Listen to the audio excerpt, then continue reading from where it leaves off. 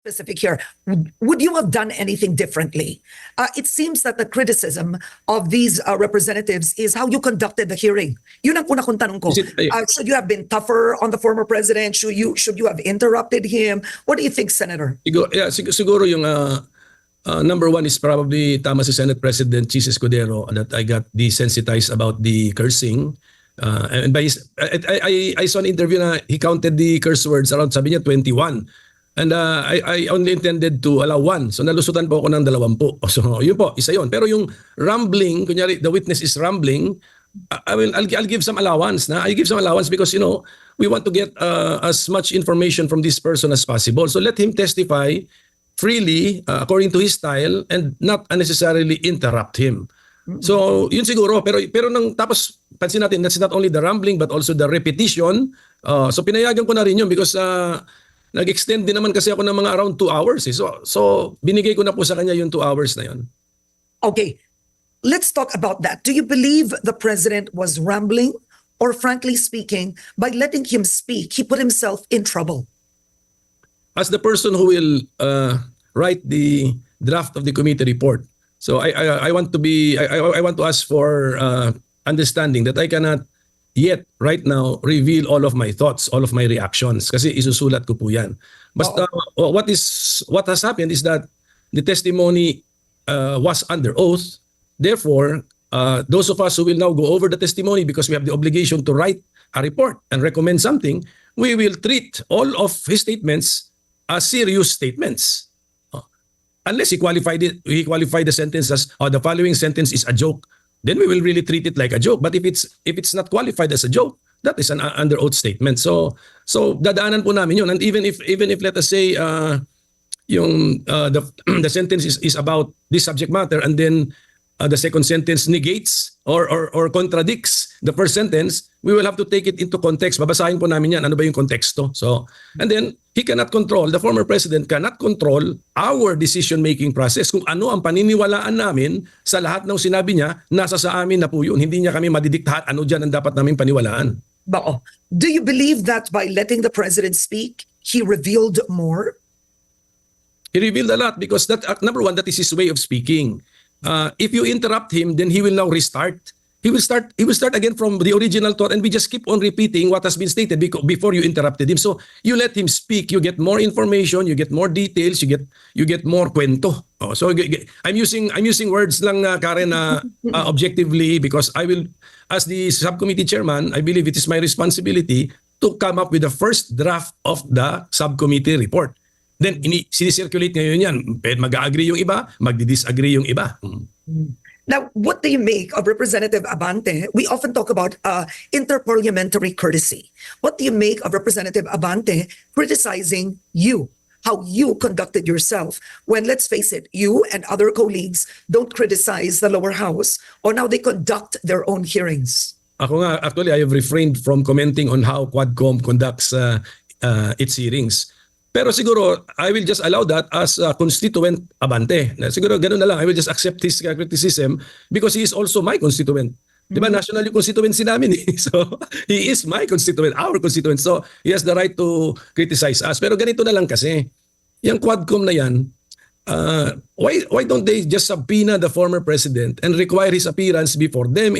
Ang dami rin nila kasing cheche-boreche na invite, not invite, not invite. Subpoena nyo na lang, and then pag nandiyan na sa harap ninyo, then get the information that you want to get, and I hope that your proceedings will be more perfect than ours. Okay, so I want to ask you this. You have Representative Robert A. Barbers now saying that Duterte didn't look like he was of frail health when he attended the Senate probe, and he said that he was hoping that Duterte would show up at the next Quadcom hearing. Ang tanong ko, if the Quadcom subpoenas the former president and he refuses to appear, given he is a former president, can you actually cite him in contempt or have him arrested? Is that allowed? House rules, can we ask them about their house rules? Okay. So magkaiba yun. Let me explain the subcommittee's rule kasi I am not an ordinary committee, I'm just a subcommittee. Actually, the subcommittee has been deprived of the power to cite in contempt. Because that's the section 20 of our rule. So siguro doon lang yung mga tao na nakita nila na naguguluhan. committee hearing ito sa Quadcom, ang bilis ng trigger happy sila ron sa pagdating sa contempt eh. Puno na yata ngayon detention center nila. Puno na. May overflow na sa Women's Correctional, sa Bilibid ba or what sa Quezon City Jail. Oh. So meron silang power to cite in contempt and they've been freely been citing, generously been citing people in contempt. The regular committees ng Senate meron din power to cite in contempt but as subcommittee, wala. Okay. So do you think this is one of the reasons why you have critics saying Duterte called the shots? He took control of the Senate subcommittee. Do you think that was true? And do you think it's because it was a subcommittee? No, hindi naman. Even if I had the power to cite in contempt, the question is would I have exercised the power? I don't think that we have crossed any line to have cited the former president in contempt, di ba? I mean, at saka you do not do that unnecessarily kasi that's why it's a hearing before a legislative body. You know that there is some politics involved eh. Sometimes the person would want to be cited in contempt, hindi ba? So ingat din tayo. We don't give in to the plan or to the desire of that person. So but at any rate, that subcommittee has no power to cite in contempt. The point is, okay, the plan was to end at 4 o'clock. We ended at around 7 o'clock. So we had three extra hours. Garma was not there. Leonardo was not there. Espinosa was not there. So we give it to this witness who rarely makes public appearances or official appearances before government bodies. Let's give it to him. Okay, salita ako ngayon. Pero ang ano doon is, ang iba kasi paulit-ulit, siguro mga 3 to 4 times na sabi. Pero okay, let us, because that is also valuable for us investigators to see kung consistent ba yung, even if you repeat something, are you consistently repeating something? So we will now be convinced that, okay, this is really his stand on this particular issue because he stated it 3 times and the statement is really perfectly the same. So that may value din po lahat yun. But we could have ended it actually 2 hours earlier. Pero since my next commitment got also moved, so that means I had time. So I allowed it. Nandun na siya, sayang. But did you feel any pressure? Because at one point in time, you were actually a supporter of former President Duterte. You were a believer before the whole PDP Laban issue. You were one of those who supported Duterte early, right? Yes. Did you feel that kind of a pressure? Well, I'm no longer his supporter now. We have a pending case before the Supreme Court. So we have our political differences. We do not communicate.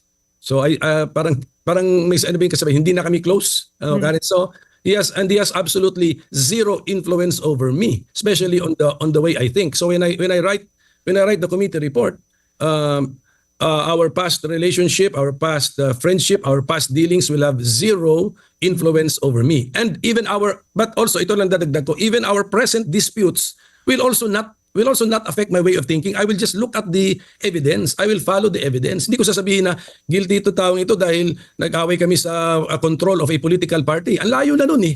And I'm not that kind of a person. I want to be fair. But what is there? I need to look at what is there. What is the evidence? Okay. And I wanted to add also, I mean, I think, let's say, not as a journalist, but as an ordinary viewer, it's actually a minus when you have legislators grandstanding, right? So when you watch a hearing, for example, you want to hear, gusto mo pakinggan yung kwento ng isang witness. What you have some legislators, whether in the lower house or in the Senate, they want to take that opportunity to grandstand, di ba? Senator, seeing it. Hindi mo na marinig. But what happened is actually with Duterte being allowed to speak, if you ask any ordinary viewer, more was revealed. So if I were to ask you, what kind of information do you believe was highlighted and important that Duterte admitted in the Senate? Well, number one, he admitted there was a Davao death squad. That there was a Davao death squad. Of course, that there were deaths actually perpetrated by the Davao death squad.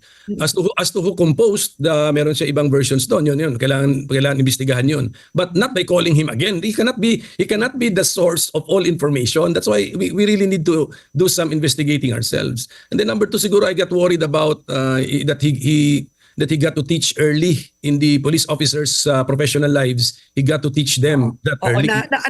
Encourage them. Huh?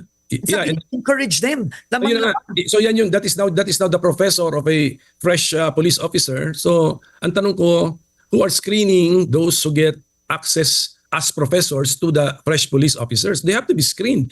And if they teach that way, that you highlight first what is questionable, sabi na natin what is illegal, for 1 hour you highlight what is illegal, what should not be done, that you do what should not be done, and then the last 10 minutes of the lecture you say that this will all be legal if it's in self-defense. I mean that's somebody should be screening also the professors teaching our police officers. Okay. Delikado yun. So among others yan, Karen, ang dami pang problema. You So, see, and what do you think? HR, I wanted to ask you what you thought when Duterte said, yang mga yan, yung nakaupo dyan, yung commander na yan, mga commander yan ng Davao Death Squad. Yan si Bato, Davao Death Squad yan. Kaya Right? nga, in fairness to them, ang natural reaction ko tinignan ko sila kung sino magre-react They were so timid They walang tagtaas ng kamay. So ang ginawa ko, initiative ko, tinanong ko sila, do you want to react? Kasi, I mean, you are really put in a bad light. I mean, you should react. But since they did not want to react, I required them to react. Yung iba, okay lang, parang binabrush aside lang nila. But look, si Catalino Coy, when I gave him the chance, sabi niya, I'm glad I'm given this chance because it's not, I do not confirm that. That because I think once upon a time, that was also linked to him and it affected his career. Yun ang point. I think that was the gist of his input. Oh, and then I interviewed Senator Bato de la Rosa on Head Start last week, and he categorically just denied. He said, hindi ako naging miyembro ng Davao Death Squad, pero hayaan na lang daw magsalita si Duterte. Ganun daw yun, nagbibiro lang. Okay, at least may nagsabi ng gano'n. Pero if we look at just the words of the witness or the resource persons, hindi niya sinabi yun. So nasa sa amin na yun, those who will now go over the records, come up with conclusions and write the draft subcommittee report, nasa sa amin yun. Will we believe, how much weight or belief will we put on this statement? Will we treat this as a joke? Na hindi naman niya sinabing joke, ibang tao ang nagsabi ng joke, hindi siya. So who, di ba, what is the qualification of a third party saying that the person speaking is joking? Yeah. So now I want to ask you about Police Officer Grijalde. Police Officer Grijaldo, who had an assigned affidavit, read it in the Senate, and said essentially that Representative Abante and Representative Dan Fernandez spoke with him privately and said, ipinakita, ayan, ito yung testimony ni Garma, yan ang sasabihin mo, yan ang sasabihin mo. And Abante saying, ilang taon ka pa ba sa PNP? Baka mag-general ka. So in effect, he said in the Senate, wala siyang alam sa reward system, pero kumbaga na-pressure siya doon sa Quad Committee. Kaya sinabi niya, yes, may reward system. What do you make of that testimony? No. Si Grijaldo, I think, did not confirm the reward system. He did not confirm. Tinanong ko siya So you actually testified after that incident, yung kinikwento mo, yung na pinuturo sa iyo yung affidavit ni Garma. Okay, sabi ko, nag-testify ka sa Quadcom. Sabi niya, yes. Nagsinungaling ka ba? May sinabi ka ba doon na hindi totoo, na resulta ng pag-pressure sa iyo? Sinabi naman niya, no. Kung ano yung sinabi niya, pinaninindigan niya na totoo. So it was not about those paragraphs na pinakita sa kanya. So but then this is my point, no? Okay, ganito lang kasi dapat tayo mag-isip. We were not there Tayo, Karen, ako, we were not there. So what are the two possibilities? Pwedeng totoong nangyari, pwedeng hindi totoong nangyari. Pero ang totoo, talagang kinausap nila privately. Representative Abante inamin nila. Inamin niya. Okay, pero siyempre may in between yun kung ano naman yung pinag-usapan. Baka naman hindi pinipilit. Doon lang muna tayo sa version ng witness na parang pinipilit siya. Okay, kasi kung totoo yun, saan tatakbo yung taong subjected to that kind of pressure? Saan siya tatakbo? So pasalamat may Senado na pwede niyan takbuhan so that he can now air what really happened. Ngayon, ang next scenario, paano kung hindi totoo? Therefore, panagutin siya ngayon ng House. The House should now call him again. Kasi I even asked Grijaldo, sabi ko, Colonel, you took your oath, no? Sabi niya, yes. Binasa ko tapos yung because I got the information that Congressman Abante denounced what he said as lies. Sabi ko, itong reaction po ni Congressman Abante that hindi totoo yung sinasabi mo ngayon sa aming harap. Pinaninindigan mo ba yan? Kaya mong panindigan yan? Sinabi ni Colonel Grijaldo sa akin, yes. So, that's it. So, I'm talking to an active police officer, ganyang kataas ang rank ko, and who would be man enough to also defend what he stated under oath in the Senate, even if he is questioned before the House. Now, my question is, these hearings, they're in aid of legislation. That's the intention, right? It's supposed to help legislators make better laws. It's not meant for anybody to prosecute anybody. Both houses don't have that power. And yet, look at this witness, si Grijaldo. Now you have Dan Fernandez, and I believe, I don't know if Representative Abante is with this, but they will file cases against Grijaldo. So ito at the end of the day, this is the Philippines. Ang congressman mas makapangyarihan, mas maraming pera. Kakasuhan ang police officer. Isipin mo yun, tumestigo ka na sa mababang kapulungan o sa Senado, kung ayaw nila ang sinabi mo, kakasuhan ka pa. Problema pang inabot sa'yo, you'll have to hire a lawyer. Instead na nagtatrabaho ka, gagastos ka. And we know the influence of powerful people in this country with the courts. So that's my question. Ano ang hangganan ng kapangyarihan, Senator, ng mga legislator sa mga testigo? Mabuti na rin ngayon because mabuti na rin sa third venue na nila i-litigate whether Grijaldo was telling the truth or not. It's before a judge. Ganoon na lang. Kaysa sa actually ang one possible scenario or remedy for them, which I predict you will not like and many other people will not like, is for them to call again Grijaldo to appear before them. And then right there, doon nila lang sa quotation marks, i-crucify yung tao. And do you believe that would be abusive? Yeah, which would be more unfair, di ba? Because you now brought him to a house hostile to him. But if you now sue him before the courts, I think mas neutral yun. Pero tama na rin yun. So ako rin kasi, kunyari ganito. Kunyari there is a lie thrown against me. Ano naman din ang reaction ko? Masyado naman ako magulang if I will use now a Senate committee to find a way to call that person before us. So I think a fairer, gawin ko na lang quotation marks ulit, a fairer way to react under the circumstances is to, you believe that your rights have been violated, yung reputation mo has been tarnished, file a case in court. At least lumabas, you go outside of your own house. Okay, so now, let's talk about Garma and Leonardo. Sa sunod na pagdinig, have you subpoenaed them? I believe Leonardo is detained, right? In the lower house? As far as I know, yung dalawa, under house control. House control. Paano yun? Does that mean that the subcommittee has to request the quad committee to I wouldn't say lend is the right word, but to allow them, yeah. That's why ganito, I will have to coordinate with the house before I even set the date next hearing. Ganun muna. Kasi may a little complication, may sinasabi sila na meron din daw detained doon eh. Espinosa I think is detained. Someone is detained. Someone is detained somewhere by some jail or prison. So we also have to involve the original detention center. So yun lang po yun. Just a minor thing, a little an extra step in the coordination process. Okay, but ganito. So I want to at the second hearing kailangan ko si Garma at saka si Leonardo. But just in case that worst case scenario pinahirapan kami diyan o mahihirapan kami diyan, I can still hold the second hearing but this time focus on the policy.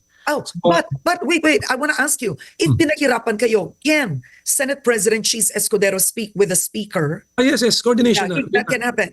Yes. Coordination tayo, but let us say kasi yung actually Karren, yung first hearing din akala ko mag-a-attend din, nagbigay ng mga medical excuses. So nagbigay sila. And siyempre ako naman, I'm a very reasonable person. Sinabi na may COVID yung isa, kaya house doctor pa yung nag-certify, okay. So yung isa naman sa previously scheduled medical examination or procedure, at this point in time, at my age, nagpapa-schedule na rin naman ako ng mga medical exam. And I know it takes weeks beforehand. But a clarification is the House Squad Committee they do not own those witnesses. So ang tanong ko nga sa inyo, for example, you have Garma and Leonardo that are, what were the words that you used? They're under the House Squad Committee's custody. Custody. Why? That's my question. Why? Cited for contempt. They cited them for contempt. But that's also the question, right? There are no cases filed against them, technically speaking.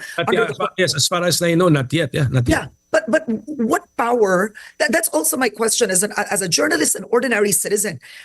When does this violate already the rights of an individual? Umami na nga yung Garma. She already said that may reward system. Leonardo agreed. On what basis can you keep them?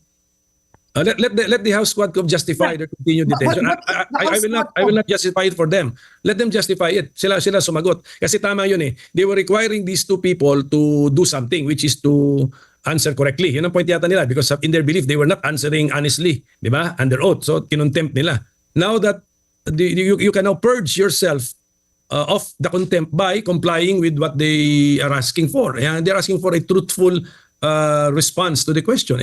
Kung truthfully nang sumagot, dapat nga purge na sila of the contempt. So no more legal basis to hold them. But that's an outsider's opinion. The question should be directed to the Quadcom chairpersons. Pero so technically speaking, there is no reason for Garma and Leonardo not to attend the Senate subcommittee hearing if you subpoena them to attend? Yes.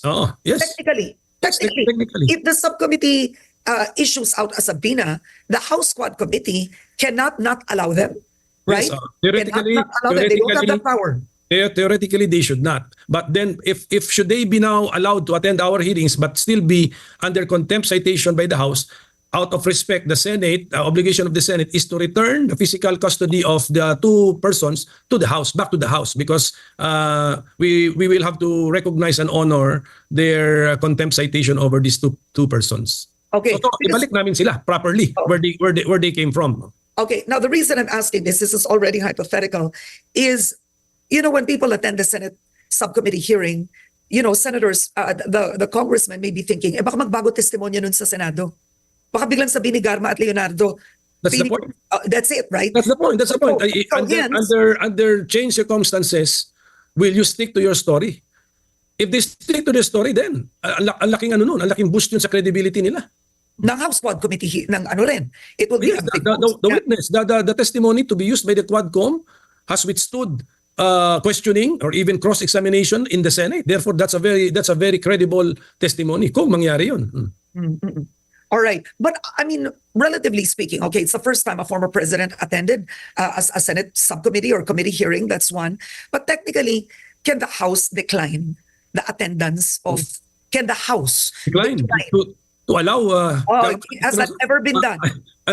I don't know if it has ever been done, but what would be the brilliant justification for that? No, they do not own these resource persons or witnesses. They do not actually control them, and they just have custody of them. So I don't think that will happen, because that would be a big political issue, Karen, because the journalist should ask them to justify. But I don't think it will happen. My prediction is, kasi last time Karen, actually they were ready daw. They were ready daw. Except that may mga medical reasons bigla eh. So may COVID. So who are we to dispute the COVID findings? So Okay. My last question is, you already have the ICC, the representative in the Philippines, saying that they can use former President Duterte's testimony in the Senate subcommittee hearing for their own investigation. Now, will the Senate submit, if the ICC asks for your subcommittee report, will the Senate submit it to the ICC? for the subcommittee report, that means they are patient people, because the subcommittee report will still need 2 more hearings. So that means months will have to pass before we can even draft a subcommittee report, and that is subjected to internal debates with dissenting opinions and then submitted to the mother committee. So if they are patient people and they can wait for this subcommittee report as approved by the mother committee, then this will be available to all kasi public document yan. But what I want to announce now is that all the transcripts will be available. We will make them available to all. Kasi if you wait for the reports, subcommittee yan, naakyat pa sa mother committee yan. Pwede pang pag-awayan yan, kada sentence dyan, kada paragraph, pagdedebatihan pa yan. Tapos papasa pa sa plenary yan, another debate. So for those, let us say, in a hurry, who are excited or eager to use whatever has been uncovered during the first subcommittee hearing, we will make the transcripts and all the non-confidential documentary submissions to the subcommittee available to the general public. If they want certified true copies because they need this for some legal purpose, we will also give them certified true copies. Okay. Now, I'll go back now to Senator Bongo and Senator Bato de la Rosa. You had Senator Bongo actually confront one of the resource persons in that subcommittee hearing, right? In other words, can you remind me, Senator, who was that particular? Espinido.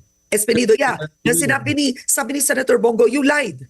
Wala kang alam, but you lied. Because in effect, Espinido had said that Bongo, being very close to the president, knew about everything, right? By sheer proximity to power, so to speak. He didn't say that Bongo was the head of the drug war, but he said he knew, right? Because of proximity, closeness to the presidents. And you have Bongo saying, ikaw, you lied, wala kang alam, you lied. So now you have congressmen saying, dapat pina-inhibit ninyo si Bongo at Bato because they are implicated. They are accused. By allowing them, you allowed Bato and Bongo to use their power as senators to harass some of the witnesses. I mean, they have a point there. They have a point if it is a court and the judge has, if the judge has personal knowledge about the incident, you ask for his inhibition, or di ba? If the judge is a close relative, or if the judge himself is the accused, you ask for his inhibition. Pero tanda mo, you ask for the judge's inhibition because the decision to inhibit oneself from proceedings comes from that person. Okay? You can't order. You cannot, exclusion yun. Okay, kaya muna, okay, inhibition. Pag nag-inhibit sila at yun ang gusto ninyo, din palakpakan ninyo sila. Pag yung mga nananawagan ng inhibition nila, hindi sila nag-inhibit, then you say, delikadesa, ganun. So, it's a political thing. Ngayon na kami, can we exclude them? Bawal kayo rito. Hindi, unfair. We are just equal. We have equal prerogatives, we have equal treatment, rights and privileges and duties equal. Yeah. And I think it's good you mentioned the judge. Kung judge na nga in a court of law, hindi mo pa mapilit to inhibit. Right. It is voluntary. Ano pa na ito in aid of legislation, hindi naman ito prosecutorial, right? All right. And then ito lang, in fairness to Bongo, yung topic na yun medyo complicated because we could not find the documentary trail, no? So kung ano yung pinag-uusapan nilang dalawa. But the one affidavit I saw, may paragraph 40 doon, na affidavit of Espinido, paragraph 40, all of a sudden the name of Bongo appears, all of a sudden.